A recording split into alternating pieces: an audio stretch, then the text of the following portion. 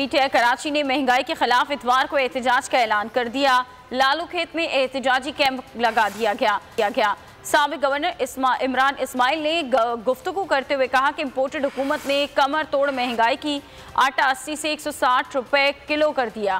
Petrol 160 से 272 रुपए litre कर दिया। आवाम के पैसों पर बैरून मुल्क दौरे हो रहे हैं।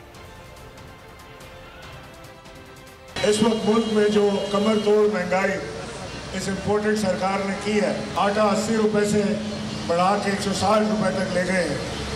पेट्रोल 150 रुपए से बढ़ा के 270 पर चला गया है। 50 दौरे कर चुके हैं वो 8 माह के अंदर।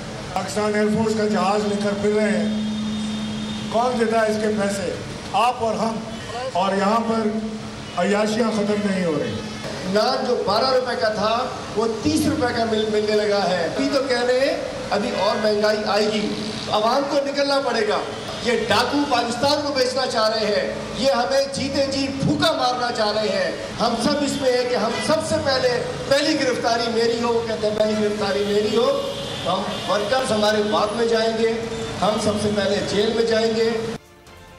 इम्पोर्टेड हुकूमत और उनकी हवारियों की अदलिया के खिलाफ हर्जा सराई। मरियम नवाज की अदलिया और फाजिल जज साहिबान पर शदीद तनकीद। इस घिनौनी साजिश को बेनकाब करने पर बोल को एक दफा फिर नशरियात की बंदिश का सामना करना पड़ रहा है। बोल अदलिया की इज्जत के लिए खड़ा है और खड़ा रहेगा।